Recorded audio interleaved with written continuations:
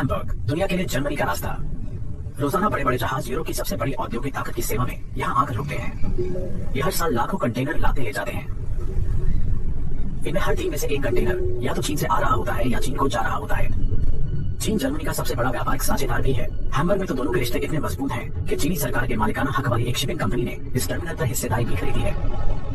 ये कहानी बताती है कि कैसे जर्मनी ने चीन के साथ व्यापार करके अपनी अर्थव्यवस्था बढ़ाई और कैसे ये किसी भी पश्चिमी ताकत से ज्यादा चीनी हुकूमत के करीब पहुंचा। पर इस सब के बाद यही सवाल है कि क्या यह फैसला सही था?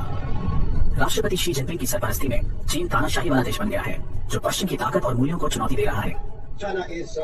चीन न सिर्फ विकसित हो रहा है बल्कि धीरे धीरे निरंकुश शासन का प्रसार भी कर रहा है। ये लोकतंत्र में हमारे भरोसे और मानवाधिकारों के खिलाफ है। शासन प्रणालियों के इस संघर्ष में अमेरिका पश्चिम को लोकतंत्र के पक्ष में लामबंद कर रहा है जो इस सदी में निर्णायक होगा। कई चाहते हैं कि जर्मनी इसमें शामिल हो। जर्मनी की आम जनता से लेकर यूरोप के बाहर इसके प्रमुख सहयोगियों तक जर्मनी पर सख्त रवैया अपनाने का दबाव डालेंगे। पर क्या जर्मनी वाकई चीन से टकराव में सब कुछ जोखिम में डालने को तैयार है? अब जर्मनी की नई सरकार के सामने एक दुविधा है। क्या उन्हें आर्थिक फायदा उठाते रहना चाहिए? क्या इसे दोबारा सोचने की जरूरत है? मुझे बहुत उम्मीद है कि एक देश के तौर पर हम रणनीतिक रूप से अहम भूमिका की ओर बढ़ रहे हैं। मुझे चिंता यह है कि शायद ये तेजी से न हो पाए। इस वीडियो में हम जानेंगे कि जर्मनी चीन के साथ इतना कैसे उलझ गया और कैसे बीते कुछ वर्षों में पता चला है कि जर्मनी का असल में किससे पाला पड़ा है। हम परखेंगे कि जर्मनी की कमान संभालने वाली नई टीम क्या नई शुरुआत करना चाहती है। बीजिंग में देर रात जर्मनी की नई नेता एंगेला मर्केल बतौर चांसलर चीन की धरती पर पहली बार कदम रखती हैं। साल 2006 उनका एक महत्वपूर्ण मेहमान की तरह धूमधाम से स्वागत हुआ, लेकिन तब वो कहाँ जानती थी कि चीन उनके लिए कितना अहम बन जाएगा। मर्केल की पहली यात्रा की कवरेज देखना बड़ा दिलचस्प था। याद रखिए कि वो बड़ा बदलाव थी। वो महिला थी और उन्होंने खुद से 10 साल बड़े पुरुष की जगह ली थी। उनकी छवि ताजी थी और कभी कभी वो हल्के फुल्के मूड में भी नजर आती थी। लेकिन मर्केल के एक पैगाम का वहाँ बहुत स्वागत नहीं हुआ था। उन्होंने परंपरा तोड़ते हुए मानवाधिकारों पर खुलकर बात की थी। मुझे लगता है कि भविष्य की बैठकों में मानवाधिकारों पर बात करते रहेंगे। इस मुद्दे पर बातचीत में सहजता बढ़ रही है। हालांकि विचारों में स्वाभाविक तौर पर भिन्नता है, लेकिन ज्यादा अहम बात यह है कि हम इन्हें रफा दफा करने के बजाय इन पर खुलकर बात करें। लेकिन वो टकराव नहीं चाहती थी। जब वो संवेदनशील मुद्दों पर बातचीत में खुलापन बढ़ने की बात कह रही थी तो उनकी आवाज में उम्मीद महसूस की जा सकती थी। वो उसी रणनीति पर आगे बढ़ रही थी जिसकी सफलता की उम्मीद पश्चिम में बहुतों को थी।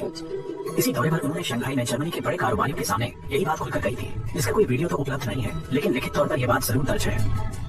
हम चीन में न सिर्फ सिविल सोसाइटी के विकास पर नजर रखेंगे बल्कि अलग अलग तरीकों से बातचीत करके इसे ज्यादा खुलेपन और ज्यादा आजादी की दिशा में विकसित करने का प्रयास करेंगे।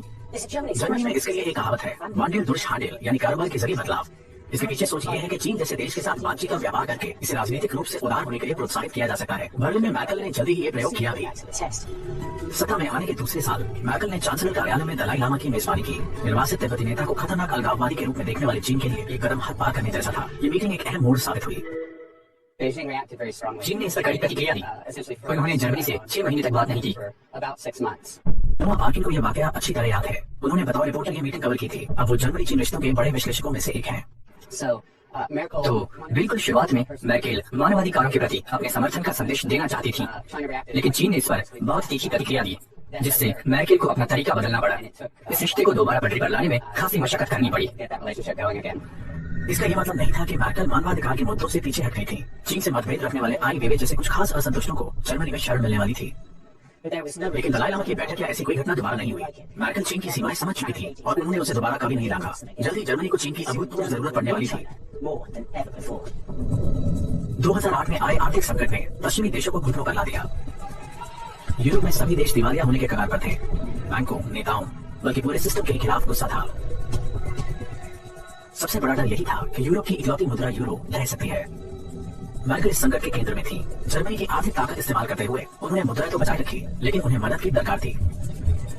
जब यूरोप की सांस अटकी थी तब मर्केल को विकास का नया स्रोत चाहिए था। उन्हें पता था कि ये कहाँ मिलेगा। जब यूरोप की सभी अर्थव्यवस्थाएं गंभीर आर्थिक संकट से जूझ रही थी, तब चीन वाकई जर्मनी की अर्थव्यवस्था का सहारा बना।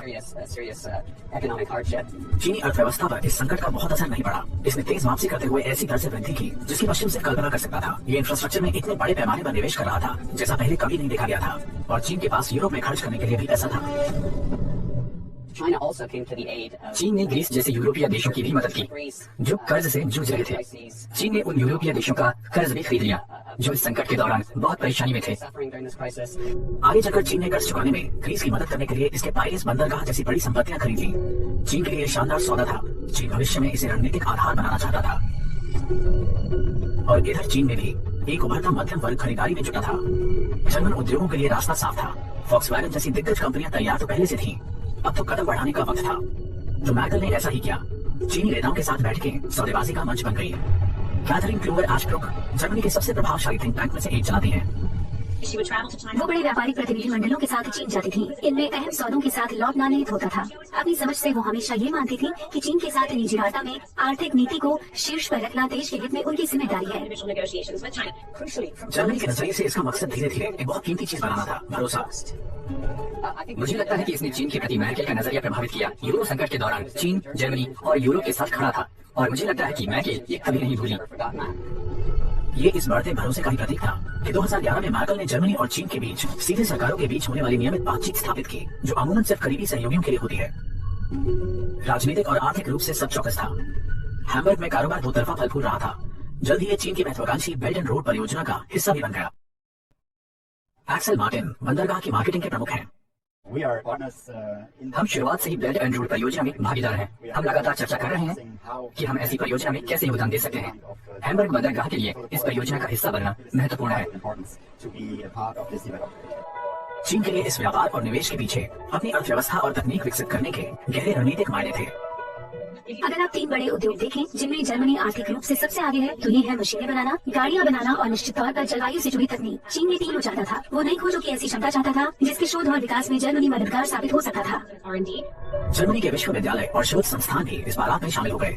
विज्ञान और तकनीक की साझेदारी में बहुत अवसर थे। मैर्केल का तरीका कारगर होता दिख रहा था। चीन से गठजोड़ चमत्कारी दवा साबित हो रहा था, जो यूरो संकट का इलाज कर रहा था। झटके में जर्मनी की अर्थव्यवस्था को दुनिया में गतिशील बना देना, भरोसा कायम करना। चीन पूरी तरह इसमें शामिल था। क्या ही गलत हो सकता था।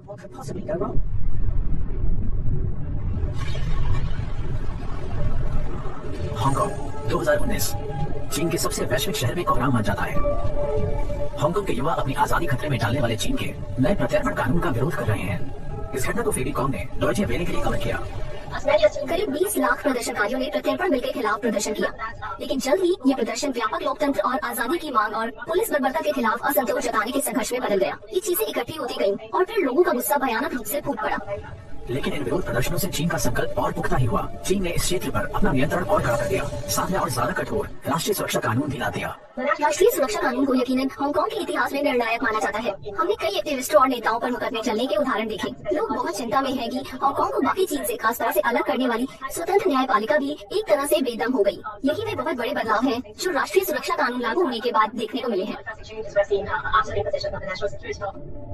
इस तरह चीन ने 1997 में ब्रिटेन से हांगकांग लेते समय किए अपने वादे सीधे सीधे तोड़ दिए। जर्मन सरकार के लिए चौंका देने वाली घटना थी। इससे लगा कि इतने वक्त से जो भरोसा बनाया जा रहा था वो खो सा गया है। इस घटना ने वांडेल दुर्शानेल के उस पूरे विचार को ही धरा बता दिया जिसकी हमने पहले बात की थी। चीन को राजनीतिक रूप से उदार बनाने के लिए उसके साथ बातचीत करने का विचार सब कुछ संदेह में तब्दील हो गया। सच्चाई तो ये है कि चेतावनियां दूर से ही दिख रही थी कि राष्ट्रपति शी जिनपिंग की सरपरस्ती में चीन और ताकतवर और महत्वाकांक्षी और कहीं ज्यादा क्रूर बन रहा था। जैसे चीन के सुदूर शिनजियांग प्रांत में मुस्लिम अल्पसंख्यकों के सामूहिक उत्पीड़न के सबूत सामने आए, यातना शिविर, जबरन मजदूरी और मान्यताओं की सफाई। अमेरिका ने इसे नरसंहार करार दिया। चीन दक्षिण चीन सागर में दूर बसे द्वीपों का सैनिकरण कर रहा था। इसके जरिए वो अहम समुद्री रास्तों पर नियंत्रण और पड़ोसियों को उनके ही इलाकों में धमकाने की कोशिश कर रहा था। चीन की थल सेना पश्चिम की तुलना में कहीं ज्यादा विकसित नई मिसाइल तकनीक के साथ नाटकीय रूप से विस्तार कर रही थी। इसकी नौसेना अमेरिका से भी बड़ी हो रही थी। इसने ताइवान के अस्तित्व पर ही खतरा पैदा कर दिया था। चीन ने इस द्वीप के आसपास के आसमानी इलाके में अपने सैन्य जहाज भेजे, जिससे इस डर को बल मिला के चीन एक दिन ताकत के बल पर ताइवान पर कब्जा कर सकता है। दमन, यातना शिविर, विस्तारवाद, युद्ध की धमकियां, ये वो चीन नहीं था जिसकी आंगेला मैर्केल उम्मीद कर रही थी। लेकिन इस रिश्ते के आर्थिक पहलू का क्या? अब तो ये भी सवालों के घेरे में है। इतने कारोबार के बावजूद जर्मन और पश्चिमी कंपनियां शिकायत करती हैं कि उन्हें चीन के विशाल बाजार में उचित पहुंच नहीं मिलती है। इन समस्याओं को यॉर्क वुड से बेहतर कोई नहीं जानता। वो बीजिंग में यूरोपीय संघ के व्यापार मंडल के प्रमुख हैं। 20 साल पहले हमने बाजार में जिस पहुंच की उम्मीद की थी वो कुछ हद तो मिली है, लेकिन तमाम क्षेत्र अभी बंद है। सितंबर में हम 430 पन्नों का एक पोजीशन पेपर लाए थे जिसमें चीनी सरकार से 930 सिफारिशें की गई थी। इससे आप इस समस्या का अंदाजा लगा सकते हैं। फिर कई चीनी फर्मों को सब्सिडी मिलती है जिनमें से कई सरकार के स्वामित्व वाले हैं। इससे दोहरा झटका लगता है। इनसे मुकाबला करना नामुमकिन है। दरअसल हम सरकार की मिल्कियत वाली कंपनियों से प्रतिस्पर्धा कर रहे हैं जिन्हें सब्सिडी मिलती है। हमारे प्रतिद्वंदी सरकारी नुमाइंदे हैं जो हमसे सिर्फ इस बाजार में ही नहीं बल्कि हमारी दिलचस्पी वाली संपत्तियां खरीद कर वैश्विक स्तर पर भी हमसे होड़ करते हैं। और बौद्धिक संपदा का डर लगातार बना रहता है। पश्चिमी कंपनियों को चीन में पैर जमाने के लिए अक्सर अपनी समकक्ष चीनी कंपनियों से गठजोड़ करना होता है। इससे उनकी तकनीक चोरी होने या किसी और को मिलने का डर पैदा हो जाता है। महामारी ने नई चिंताएं पैदा की हैं। शुरुआत में चिकित्सा उपकरणों में आई कमी ने दिखा दिया कि जर्मनी चीन से होने वाली आपूर्ति पर कितनी बुरी तरह निर्भर है। और शी जिनपिंग की आक्रामक कूटनीति से भी पश्चिमी कारोबारी समुदाय का भरोसा दरक रहा है। मैं साझेदारों और कंपनियों के राजनीतिकरण से बहुत निराश हूँ। ये सजा देने जैसा है। आपको पता है कि अगर अभी चेक रिपब्लिक के सांसद ताइवान या ताइपे चले जाएं, तो अचानक चेक रिपब्लिक के उत्पाद चीन पहुँचने बंद हो जाएंगे। ऐसी तंत्री से मुझे बहुत चिढ़ होती है। इससे ये संकेत नहीं मिलता कि चीन मतभेदों से बहुत आसानी से निपट सकता है। पहले ऐसा नहीं होता था। जर्मन अर्थव्यवस्था का सबसे बड़ा डर शायद दूरगामी चीजों को लेकर है कि चीन कार और भारी मशीनों जैसे जर्मनी के परंपरागत गढ़ में उसे पछाड़ देगा। चीन के मशीन निर्माता तेजी से खुद को दुनिया के शीर्ष मशीन निर्माताओं के तौर पर स्थापित कर रहे हैं। इस क्षेत्र में 70 से ज्यादा वर्षों से जर्मनी का दबदबा रहा है। चीन अब कभी भी जर्मनी को इसके प्रमुख औद्योगिक क्षेत्र में पीछे छोड़ सकता है। अंगेला मैर्केल ने अपने कार्यकाल के आखिरी दौर में यूरोपीय संघ और चीन के बीच एक निवेश डील का समझौता करके इनमें से कुछ समस्याएं निपटाने का प्रयास किया। इस सौदे का मकसद कम से कम कुछ यूरोपीय कंपनियों को चीन में व्यापार करने में मदद करना है। इस सौदे को यूरोपीय संसद में मंजूरी मिलनी बाकी थी, लेकिन ऐसा होने से पहले मानवाधिकारों पर हुए टकराव ने इसमें पानी फेर दिया। शिंजियांग में उत्पीड़न से यूरोप इतना नाराज था कि यूरोपीय संघ ने कुछ चीनी अधिकारियों पर प्रतिबंध लगा दिए। इसके जवाब में चीन ने उग्र प्रतिक्रिया देते हुए कई संस्थाओं और यहाँ तक कि यूरोपीय संसद के कुछ सदस्यों पर भी प्रतिबंध लगा दिए। इनमें सबसे प्रमुख जर्मनी की ग्रीन पार्टी के सदस्य राइनहार्ड बुइटिकोफर थे, जो चीन के लिए जिम्मेदार संसदीय प्रतिनिधिमंडल के मुखिया हैं। मेरे ख्याल से चीन का आकलन था कि वो प्रतिबंधों से हमें प्रभावित कर सकते हैं, लेकिन असल में इसका उल्टा हुआ। मुझे वाकई लगता है कि उन्होंने अपने पैर पर कुल्हाड़ी मार ली। यूरोपीय संसद में हमारा संकल्प आत्मविश्वास से चलने और अपने मूल्यों की रक्षा करना है, जैसे मानवाधिकार, लोकतंत्र, कानून का राज और बहुलवाद। और ये संकल्प और मजबूत ही हुआ है। जब यूरोपीय संसद के कुछ सदस्यों पर प्रतिबंध लगा तो संसद ने चीन के साथ सौदे को मंजूरी देने से इनकार कर दिया। ये कहना सबसे सही होगा कि समझौता ठंडे बस्ते में है। मुझे अगले 7 साल तक तो इस पर बात होती नहीं दिख रही है। इसने बताया कि चीन से कारोबारी रिश्ते रखना और साथ ही मानवाधिकारों पर इसे चुनौती देना कितना मुश्किल हो गया है। और हुआवे के किस्से ने दिखाया कि जर्मनी चीन से निपटने में किस आंतरिक संघर्ष से जूझ रहा है। पश्चिम में कई सरकारों के सामने ये सवाल था कि क्या चीन की दिग्गज टेक कंपनी को भविष्य का 5G मोबाइल नेटवर्क बनाने देना चाहिए। क्या चीनी सरकार की मातहत एक कंपनी का ये बेहद अहम इंफ्रास्ट्रक्चर बनाना ठीक होगा। निश्चित तौर से एक बड़ा फैसला। अंगेला मैर्केल की सरकार कोई फैसला नहीं ले पाई। व्यापार मंत्रालय पूरी तरह से पक्ष में था। इसने कहा कि हुआवे के पास बढ़िया तकनीक और सही कीमत है, लेकिन विदेश मंत्रालय ने कहा कि ठहरो, हुआवे चीनी सरकार के बहुत करीब है। एक महत्वपूर्ण इंफ्रास्ट्रक्चर के लिए ये सुरक्षित नहीं होगा। गृह मंत्रालय का भी अपना एक पक्ष था और जर्मनी की टैक्स सुरक्षा संस्था की भी राय थी। और यहाँ चांसलर के दफ्तर में सब इस पर माथापच्ची करते रहे।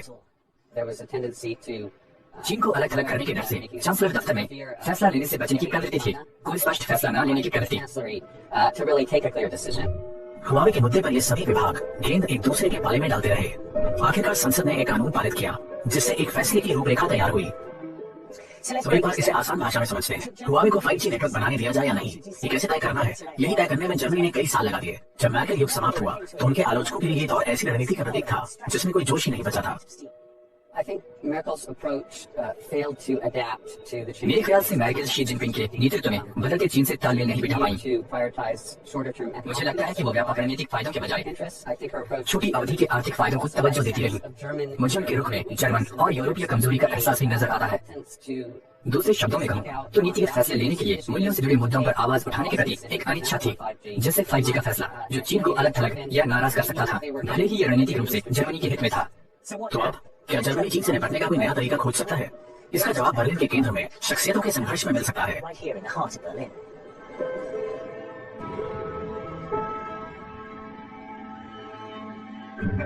शहर में एक नई टीम आई है। एक 3 तरफा गठबंधन हुआ है जिसमें ग्रीन्स से लेकर सेंटर लेफ्ट सोशल डेमोक्रेट्स और फ्री मार्केट की वकालत करने वाले लिबरल्स तक शामिल हैं। इनका यही संदेश है कि वो चीजें अलग तरह से करना चाहते हैं। ये चीन को लेकर एक नई रणनीति बनाना चाहते हैं और इन पर नतीजे देने का दबाव है।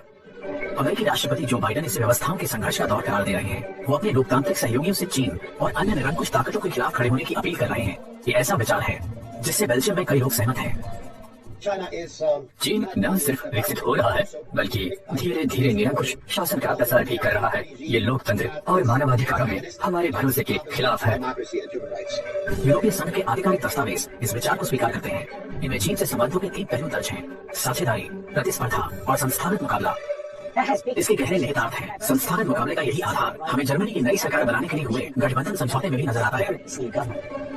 ये दस्तावेज चीन के साथ दिक्कतों पर खुलकर बात करता है। ये ताइवान का जिक्र करने और इसके लोकतंत्र के हक में आवाज उठाने वाला पहला दस्तावेज है। इसमें दक्षिण चीन सागर, हांगकांग के दर्जे, शिनजियांग में मानवाधिकार हनन और प्रतिस्पर्धा के निष्पक्ष नियमों का भी उल्लेख है।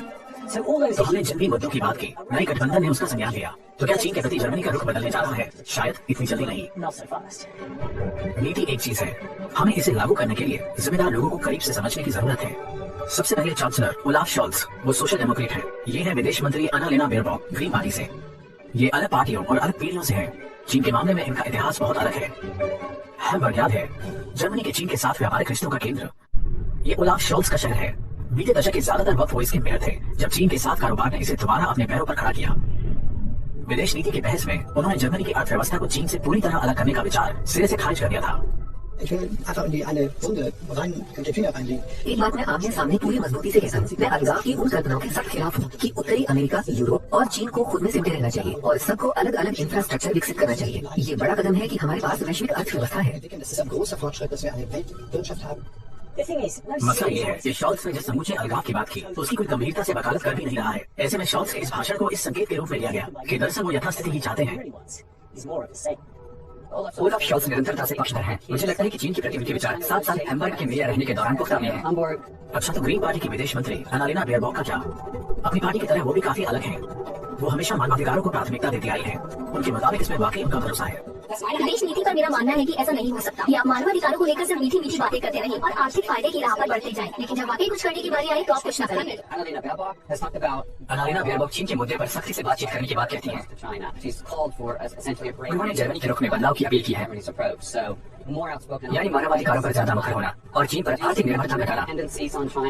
अच्छा, तो हमारे पास देश के एक मुखिया हैं जो यथास्थिति बदलना नहीं चाहते हैं और एक विदेश मंत्री हैं जो कड़ा रुख अपनाना चाहती है, और बीच में एक उदार वित्त मंत्री भी हैं जो मानवाधिकार समर्थक तो हैं लेकिन व्यापारिक समुदाय की करीबी भी हैं। तो ये बड़ा पेचीदा हो सकता है। आपको वो सारे मंत्रालय याद हैं जो हुआवे पर सहमत नहीं हो पाए थे? क्या इस नई सरकार में भी वही हाल हो सकता है?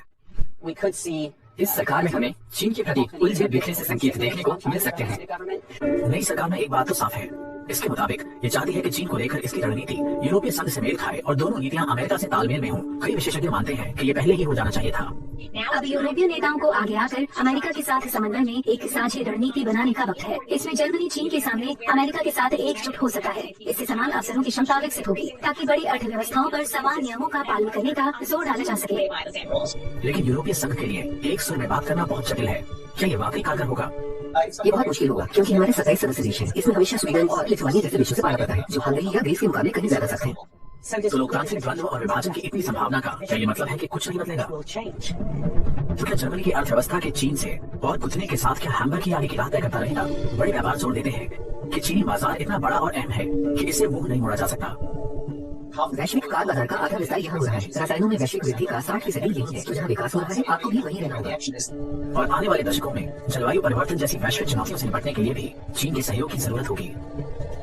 फिर भी मतदान के मुताबिक आम जर्मन लोग चीन के खिलाफ सख्त होते जा रहे हैं। वही संसद बुंडेस्टाग में भी पश्चिमी देशों के रुझान के मुताबिक मूड बदल रहा है। ये भविष्य में विच्छेद नहीं, लेकिन कम से कम विविधता के पक्ष में सियासी बहस की गुंजाइश बढ़ा सकता है ताकि हर कोई चीन के पाले में ही न रहे। बुंडेस्टाग के अंदर से, जर्मनी की आबादी से और यूरोप के बाहर जर्मनी के सहयोगियों की ओर से दबाव बढ़ेगा। अमेरिका, जापान, ऑस्ट्रेलिया और कनाडा जर्मनी पर कड़ा रुख अपनाने और अपना स्वर बदलने के लिए जोर डाल रहे हैं। ये चाहते हैं कि जर्मनी मूल्यों से जुड़े मुद्दों पर ज्यादा बोले, चीन के अपने आर्थिक रिश्तों पर पुनर्विचार करे, अपनी निर्भरता घटाए और ज्यादा लचीला बने। लेकिन चीन का क्या? वो क्या चाहता है? वहाँ भी बदलाव हो रहे हैं। शी जिनपिंग चीन का आर्थिक मॉडल बदलते हुए इसका रुख घरेलू मुद्दों की ओर मोड़ रहे हैं और सरकार का नियंत्रण बढ़ रहा है। ये असली अलगाव साबित हो सकता है जिसकी चतुर योजना अमेरिका या जर्मनी में नहीं बल्कि चीन में तैयार होगी। इसका बहुत खतरा है। वाकई पहले तो चीन ने इंटरनेट को लेकर खुद को अलग करना शुरू कर दिया। इसके बाद कोरोना आ गया। अब हम एक और अंतर्मुखी चीन देख रहे हैं जो अर्थव्यवस्था और राजनीति पर नियंत्रण कर रहा है। आप G20 में देख सकते हैं कि 19 नेता तो एक दूसरे से मिल रहे हैं, बात कर रहे हैं, लेकिन जो एक गायब है वो है चीन। और मेरे ख्याल से ये दिखाता है कि चीन कितना संकुचित हो गया है। और निश्चित तौर पर जैसे ही आप खुद को दुनिया से अलग कर लेते हैं तो संकुचित बर्ताव संकीर्ण सोच में बदलने लगता है। ये हैरान करने वाला विरोधाभास है कि एक तरफ घरेलू स्तर पर संकुचित हो रहा चीन वैश्विक स्तर पर और महत्वाकांक्षी हो रहा है। ये अपनी समझ से दुनिया में अपनी वाजिब जगह अपनी शर्तों पर हासिल करने को प्रतिबद्ध है। चीन की विदेश नीति की सोच में इसका लंबा इतिहास और रणनीतिक अतीत भी एक अहम हिस्सा है। ये जर्मनी को असहज करने वाले फैसले लेने को मजबूर करेगा। तो इस समय जर्मनी के नेताओं को सबसे ज्यादा जरूरत अपने मतदाताओं यानी जनता के साथ ईमानदार होने की है, क्योंकि एक कारगर रणनीति या एक मजबूत जगह जिसे समाज में व्यापक रूप से स्वीकृति मिले, इसे बनाने में समाज को कुछ समझना होगा। इसके लिए समाज को चीन से पैदा होने वाले विभिन्न खतरे या विभिन्न रणनीतियाँ और कम से कम प्रतिस्पर्धी ऊर्जाओं को समझना होगा। तो चीन ने पश्चिम के सामने जो चुनौती पेश की है वो है लोकतंत्र की परीक्षा। और क्या फैसले लेने के धीमे और पेचीदा तंत्र में कोई कारगर रणनीति बन सकती है? इसका जवाब जानने के लिए आपको अगले कुछ वर्षों तक जर्मनी पर निगाह रखनी होगी। जर्मनी का बहुत कुछ दांव पर है और ये विफल होने का जोखिम नहीं उठा सकता।